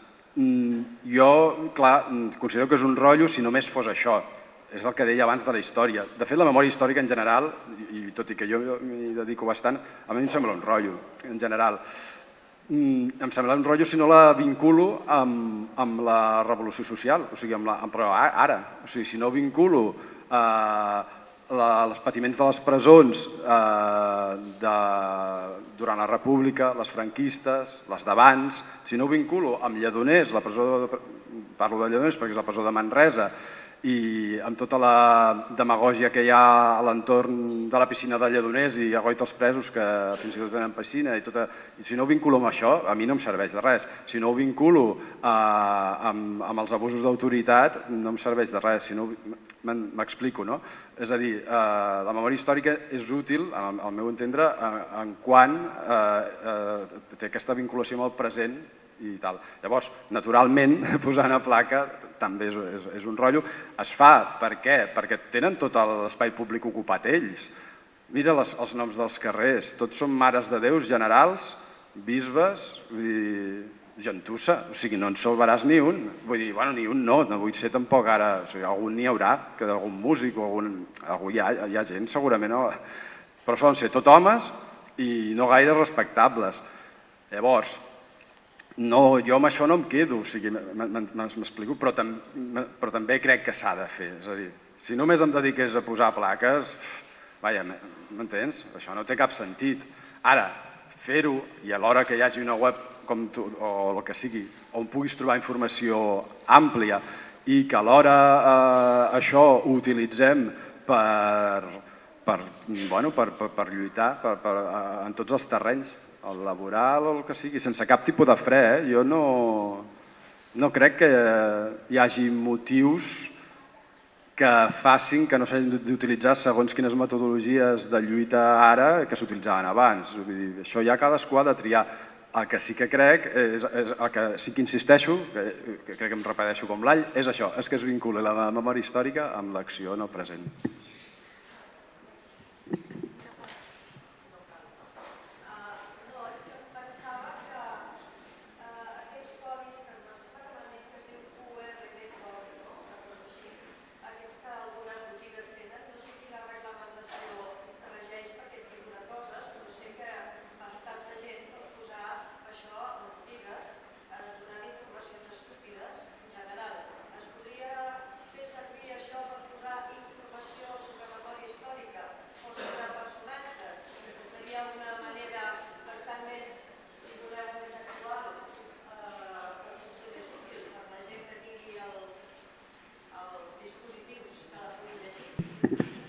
Hi ha moltes vies i, hòstia, és que està...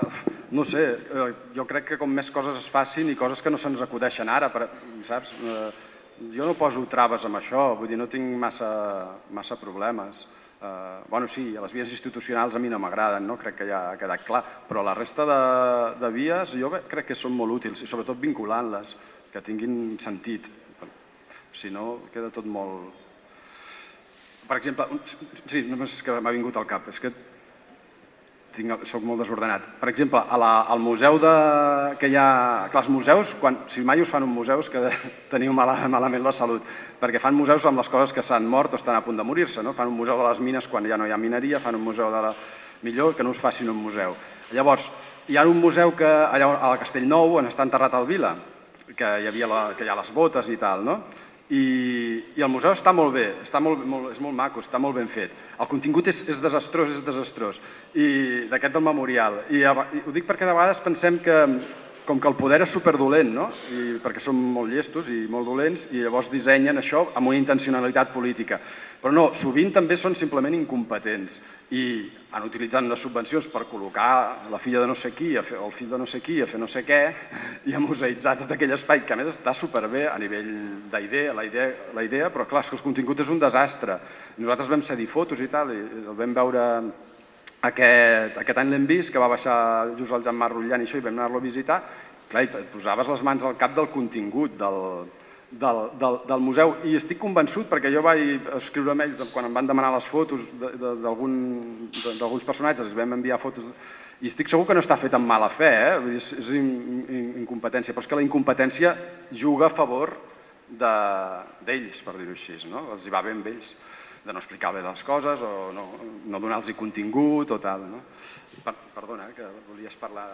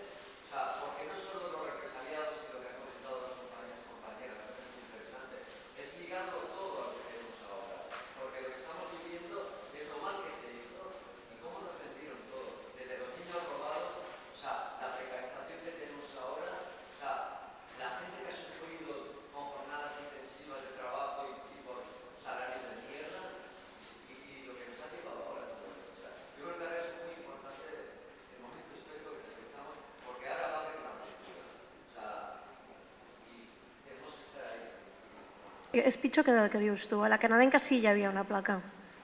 A la canadenca hi havia una placa que posava allò, vaga, plaça de la canadenca. Nom donat per la vaga que va tenir 1911. Bien, arriba el nou govern i de sobte la placa desapareix i apareix una placa que diu canadenca, empresa creada por no sé què, no sé quantes. Va haver-hi un follon descomunal, això sí que va haver-hi follon perquè aquí ja s'hi va ficar tothom i xan, no sabem com ni quin dia, però va tornar la placa original. Però és pitjor, això vol dir que si la memòria històrica potser per nosaltres no deu ser massa important, però sembla que per ells sí, no? O sigui, tenen molt clar que ho han de canviar. I una altra cosa de la memòria històrica en la que sí que us dic és que el que han fet durant, no des del 77, no, però des del 77 també, el que han fet des del 39 és sois malos, els vostres mètodes són dolents, les vostres formes són dolentes, no heu construït res, no heu fet res, no vau fer res, no sou. Us recordo que ni tan sols ens esmentàvem, era la conjura judeomaçònica marxista. O sigui, ni apareixíem tan sols quan ens insultàvem, després se'ns pelaven, però no apareixíem. Per tant, jo crec que sí que és necessària la memòria històrica en aquest sentit. Les nostres lluites eren bones, les construccions van ser bones, les consecucions van ser bones, i si se'ns van pelar devia ser per alguna cosa.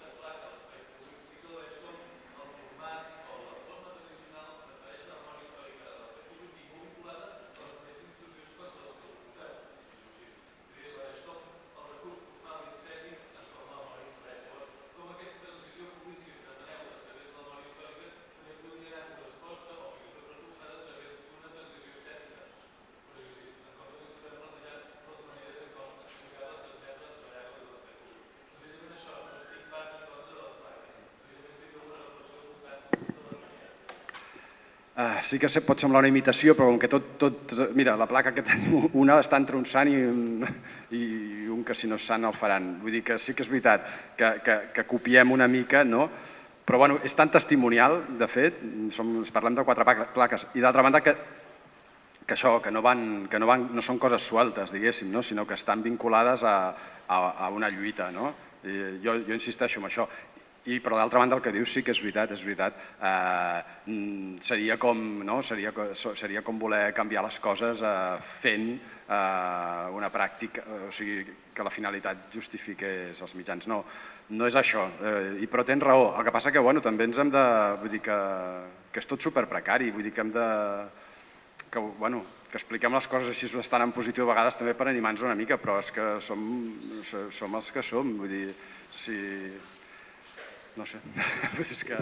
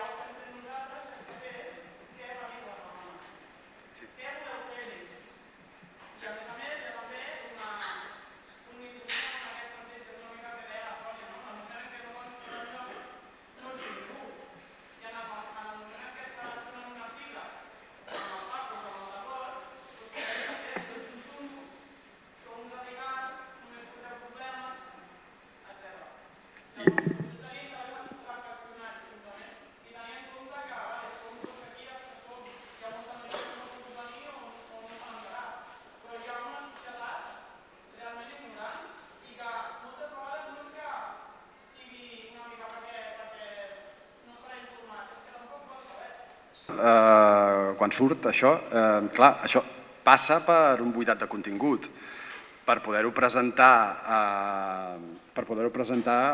i que doni rendiments polítics. Per tant, és per això que molts han quedat exclosos, perquè són de difícil reconversió. O sigui, alguns els buiden de contingut i resulta que un guerriller lluitava per la democràcia i segons com semblava que fos indepe, per dir-ho així, clarament, o bé no se'n parla, perquè és irreconstruïble, diguéssim, no el podem buidar de contingut i fer que sigui una altra cosa. Però amb l'afegit que ja no només ho fa la institució, les institucions també ho fan les empreses privades. Per exemple, ara hi ha una cursa, bueno, no només una, n'hi ha diverses, però per exemple una que ara n'hi haurà aviat, vols ser un maqui, cursa maqui i tal. Vull dir que aquest concepte també s'utilitza per omplir menjadors de restaurants o en aquest cas per fer curses d'aquestes que ara s'han posat de moda d'estar molt fort, d'anar amunt i avall i això que fan els homes de 40 anys quan, jo què sé, no saben què fer. Sí, i no, bueno, ara fora broma, realment vull dir que també per fer diners també serveix això, no? Igual que es presentaven la ruta dels càters, però no parlem de càters, la ruta dels maquis, però no parlem de maquis. Aquí fem esport i mirem lo bonica que és la natura. Ja, a mi no em val això, però això està així, vull dir, d'històries d'aquestes. Campionat maqui, la ruta de no sé què, vull dir que no només la institució, sinó també, o sigui, no només el poder polític, sinó també el poder econòmic, buida de contingut la memòria, o per fer diners, o per fer política, vull dir, el problema és gran.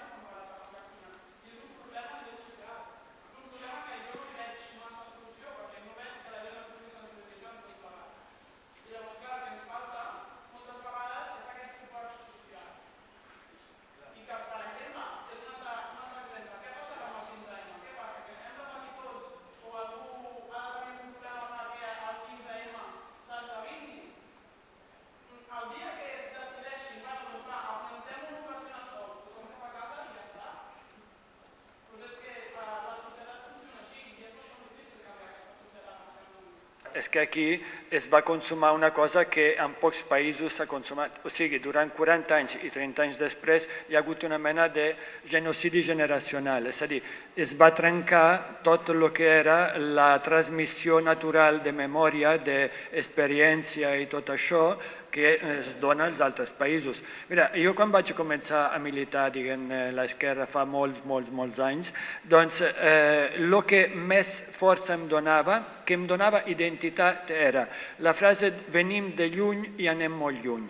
Era el concepte de col·lectiu, el concepte de temps, saps? O sigui, on la individualitat es dilueix.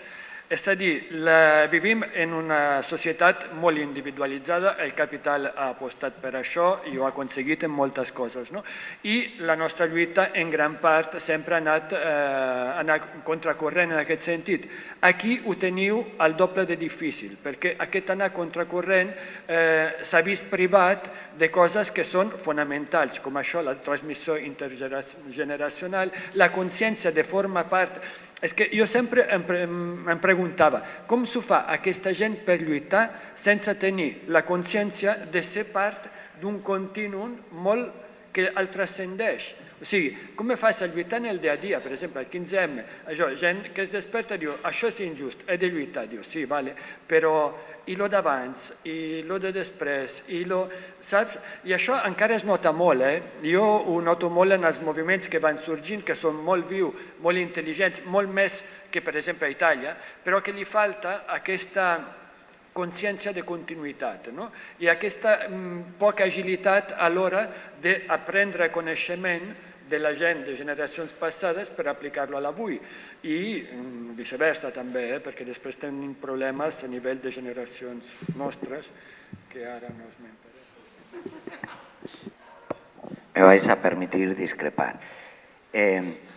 Sí, porque la lectura siempre es desde arriba. Bueno, yo desde hace poco me ha tocado ser víctima, porque mi abuelo fue fusilado. Y cuando empiezas a ver lo que hay por debajo, es radicalmente diferente. Por ejemplo, son pocos. Eso es mentira. Son miles, somos miles en este país. Solo por familia. Hombre, es que ¿cómo se puede decir? Son 130.000. A cualquier pueblo que vayas, no respondo a que se ha dicho que en el tema. A cualquier pueblo que vayas, es una realidad de las más generalizadas en este país, porque hablamos del país y nos lo inventamos. No son 4 matados, son miles, no son todos anarquistas.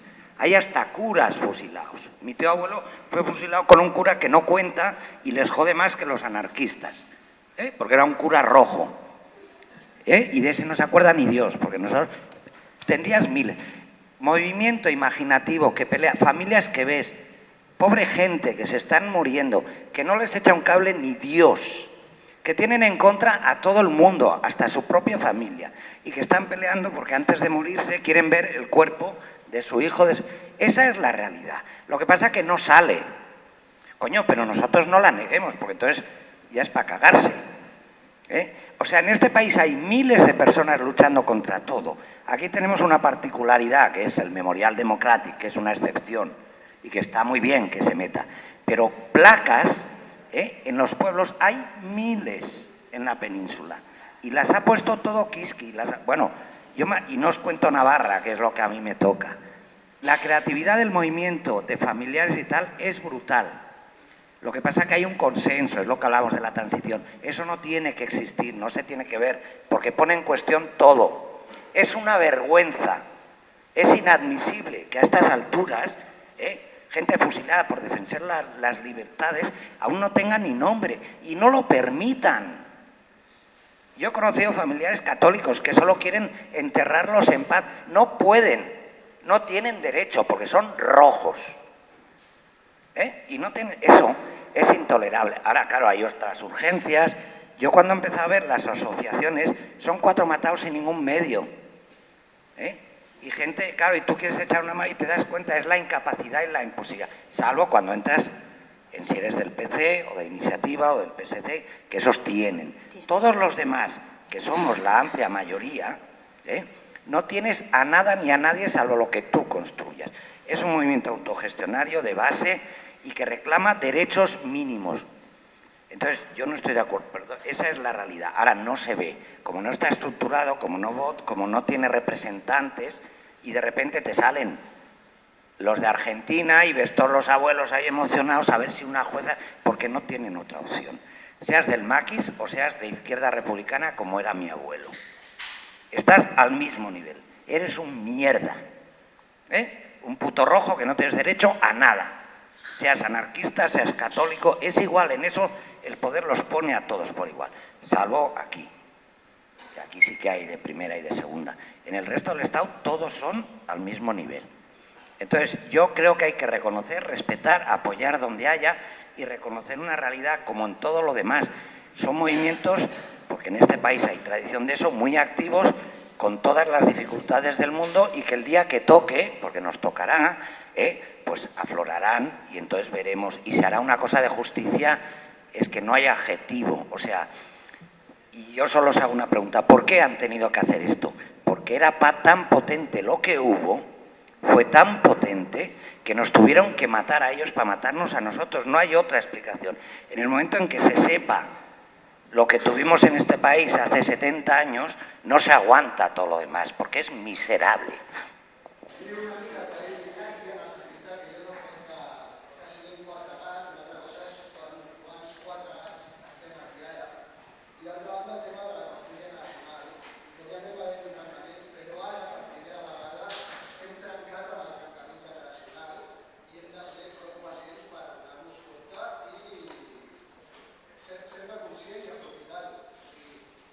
En els darrers 35 anys no hi ha hagut el nexe generacional que tenim ara. I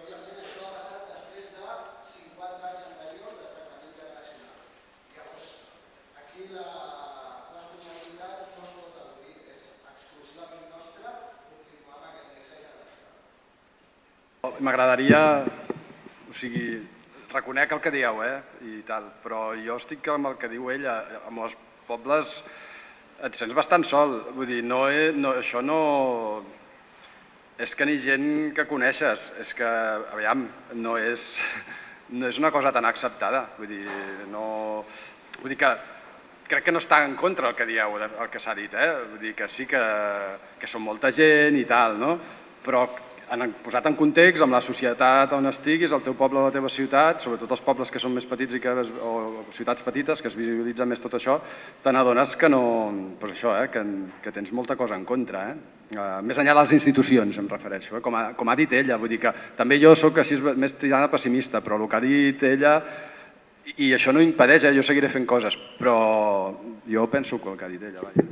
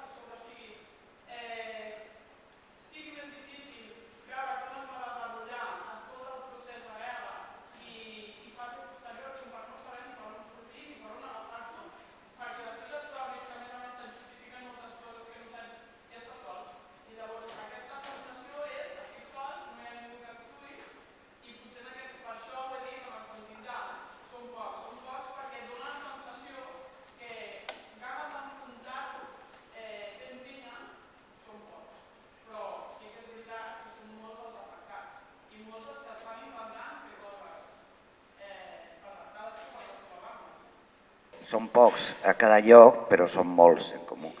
Això és el que jo volia dir. I, evidentment, l'actitud dels que són pocs a cada lloc és heroica perquè ho té tot en contra. Però sí és cert que per moltes raons polítiques, d'organització, d'espai, d'urgències, no hem sabut fer d'això, o no hem pogut, un tema comú. Jo aquí, ahir és on volia anar. O sigui, una reivindicació de la memòria històrica global, àmplia, generosa, davant, per exemple, no s'ha fet, no s'ha pogut fer. Aleshores, clar, això crea moltes dificultats, però estic d'acord. Ara, si es planteja, doncs potser podria ser una via part donar aire a aquests pocs, no?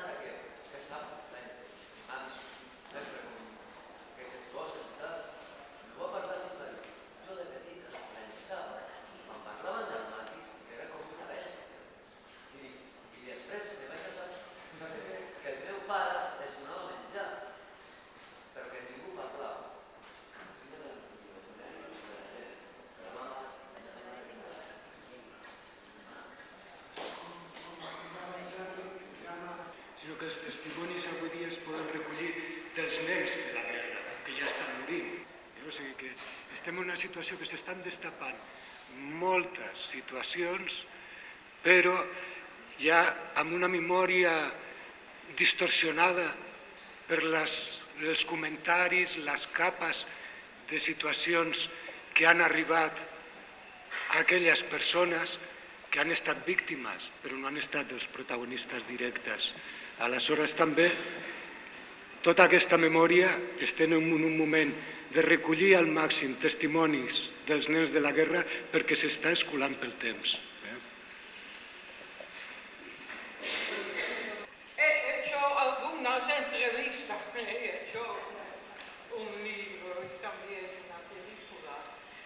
Lo que quiero decir es que la memoria perdida, porque es una memoria perdida, eso desde hace 40 años de dictadura, que por favor, esa gente que aún vive, vais por favor, recuperar la memoria, porque sois vosotros lo que hemos nosotros en una película.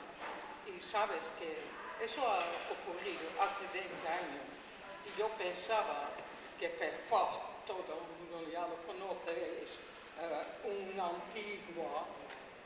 No, sobre todo porque he escuchado lo que ha dicho la gente aquí, que sobre todo en los pueblos, los Pirineos, pero en el sur, por todos los lados, he visto que en la película sale gente revolucionaria que estaban hablando sobre su futuro, su realidad, en su realidad aislada ahora, pero estaban hablando sobre su pasado. Pero la gente de ahora que todavía miran a esta película y también están leyendo mi libro, ya que también es trabajo colectivo porque es de entrevistas de todo, se dan cuenta que es tan fácil de vivir en colectividad que vivir en una sociedad libertaria, que es tan fácil.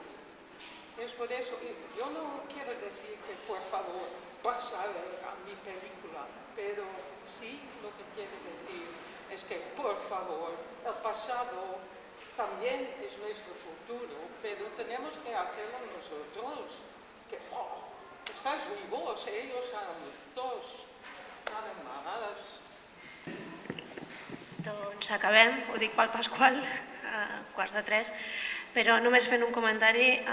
Quan ens vam assabentar que el local feia aquestes jornades, ara ja parlo com a Ateneu Llibertari Poble Sec, sobre els anys 70 van anar a parlar amb ells perquè nosaltres al febrer, juntament amb Negre en Tempestes, i ara ja dins del que seria el febrer llibertari, també volíem continuar, volíem fer, de fet la idea era fer coses sobre l'estafa, com diuen, la transacció, l'estafa, no?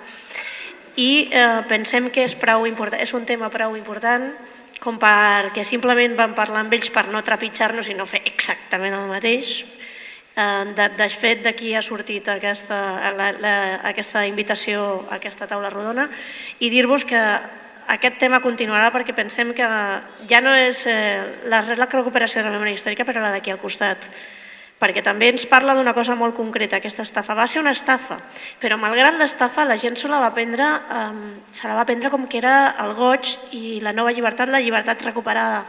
I aquesta llibertat recuperada va fer que hi haguessin tota mena de... O sigui, va haver-hi un esclat brutal de tot, d'imaginació, de propostes, de projectes, de vitalitat, de tot, d'art, de nous arts, de noves formes estètiques, que ja es van encarregar ells també de tallar d'arrel en un moment determinat. I creiem que això és molt important, el tema de la transició és molt important com per tenir-lo, per veure que aquestes propostes estètiques, aquestes propostes de vida, aquestes propostes de tot tipus, on podien haver arribat o si les podem recuperar. O sigui que us convidem a partir de mitjans de febrer que entre l'Ateneu, ja et dic, l'Ateneu Llibertari i les Tempestes, farem tot això, farem una ruta perquè ells també són molt aficionats, i tots ho som, i farem per Barcelona, incloure la vaga de les gasolineres i altres coses, i deixo anar una proposta. Les nostres jornades s'acabaran el dia 3 de març, que és el 40 aniversari de la mort de Puig Antic. No ho fem com un acte propi i animem a qualsevol que vulgui a sumar-se o a donar idees de com podríem fer veritablement una nova cosa, no d'homenatge, sinó de record, a l'últim dels molts, bueno, a l'últim tampoc, però a l'últim d'allò, diguem-ne, reconegut a nivell internacional, a més, com a l'últim assassinat d'un règim que no va morir ni tan sols en el 75. Gràcies, i ho dic pel Pasqual, gràcies per tots.